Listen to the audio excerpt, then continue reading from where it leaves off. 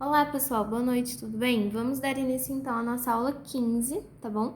Hoje nós vamos falar sobre força magnética, que é um assunto que é complementar então a tudo que a gente tem visto de eletromagnetismo, tudo bem?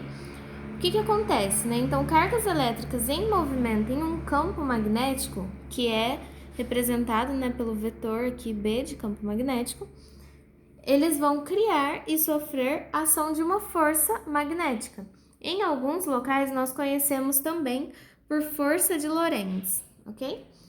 Enfim, todo mundo, né, perguntar qual que é a importância, enfim, nós temos uma aplicação muito importante da força magnética, então, no nosso dia a dia.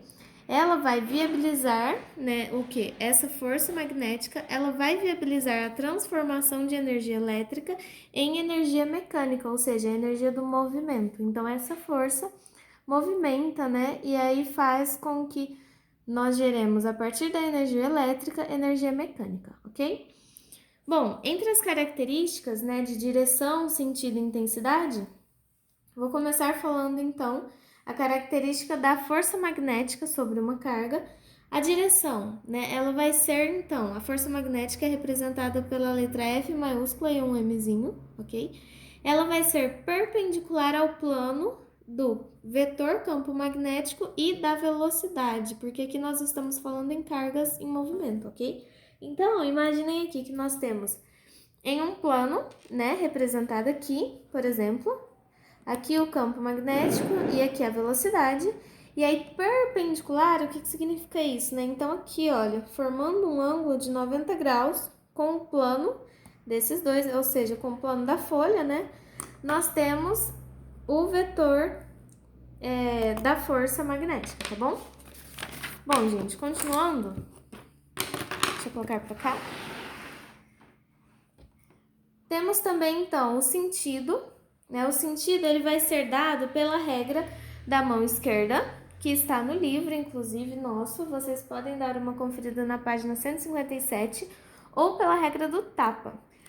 Como que funciona as duas regras, né? E aí eu vou colocar aqui para vocês, aqui. A regra do tapa, nós vamos representar ela com a mão direita.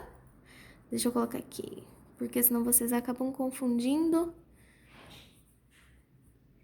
Então, ela é com a mão direita, né? Então, nossa mão aqui, o que acontece? Nós temos, então, o nosso dedão, nós colocamos ele no sentido da velocidade e os nossos 4 dedos com a mão aberta, nós colocamos, então, no sentido do campo elétrico.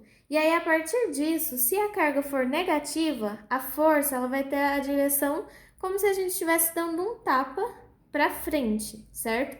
Então, se a carga for positiva, a nossa força ela vai ter essa direção aqui, ó, certo?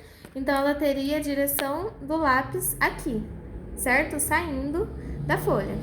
Agora, se for negativa, é como se a gente estivesse dando um tapa com as costas da mão. Então, o sentido de força entrando, como se a gente estivesse batendo com as costas na nossa folha de papel, tá bom? E aí a gente sempre, então, para saber, nós vamos encaixar o dedo onde está a velocidade da carga, os 4 dedos no campo, e aí, sempre usando a mão direita, nós vamos saber a direção da força, ok?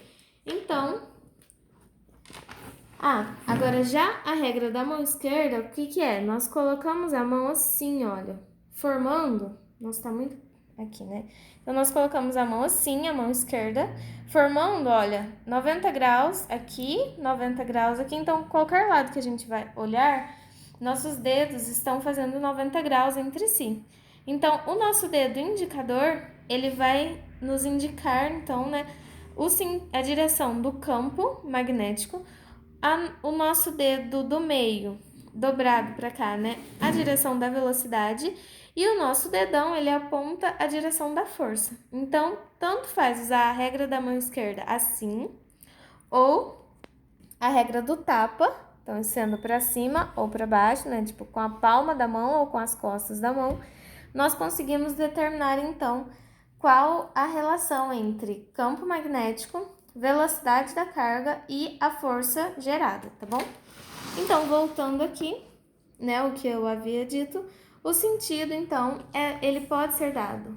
Nós conseguimos chegar até ele a partir da regra da mão esquerda ou da regra do tapa com a mão direita. A intensidade, nós temos duas formas para calcular. Quando nós temos a intensidade gerada através de uma carga, né, então a força gerada para uma carga, nós temos então que é dado pelo valor da carga, a velocidade, o valor, né, a intensidade do campo magnético e o seno de θ. Esse θ é o ângulo formado entre a carga e B, que é o campo magnético, tá bom? E aí aqui eu coloquei até uma tabelinha de seno para a gente lembrar. Então, seno de 0, de 30, 45, 60 e 90, que são os principais, tá bom? Bom, também conseguimos calcular a intensidade para um condutor retilíneo. E aí, para o condutor, é um pouco diferente, né? Primeiro, nós temos que considerar aqui, né? Nós lembramos aqui, então, que quando está passando uma corrente elétrica por convenção, né? Uma corrente I, nós temos que pensar que estão passando cargas positivas aqui. Isso vai ajudar bastante a gente a determinar a força a partir da regra do tapa, tá bom? Ou da mão esquerda também. Bom, gente, o que acontece? A gente tem, então, que a força magnética ela é calculada a partir do valor do campo, da intensidade da corrente elétrica, certo? Do comprimento do fio e do θ formado entre a corrente elétrica e o vetor campo magnético. E aí aqui eu coloquei para vocês alguns casos particulares. O caso 1 é quando a carga está em repouso, ou seja, repouso significa que a velocidade é zero. Se a velocidade é zero, zero tudo isso daqui, a força magnética é zero.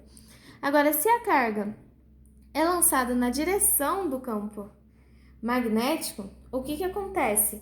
Nós temos que V e B vão ser paralelos. Por que vão ser paralelos? Imagina, o vetor está aqui e a carga é lançada na direção do campo, né? O vetor campo magnético está aqui, a carga é lançada na mesma direção, significa que eles formam um ângulo zero entre eles, ou até 180, mas seno de zero e seno de 180 é zero.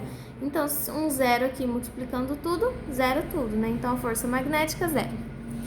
Nós temos, então, o nosso terceiro caso, e aí um caso dentro desse caso, né? Quando a carga é lançada perpendicular ao campo. O que significa perpendicular?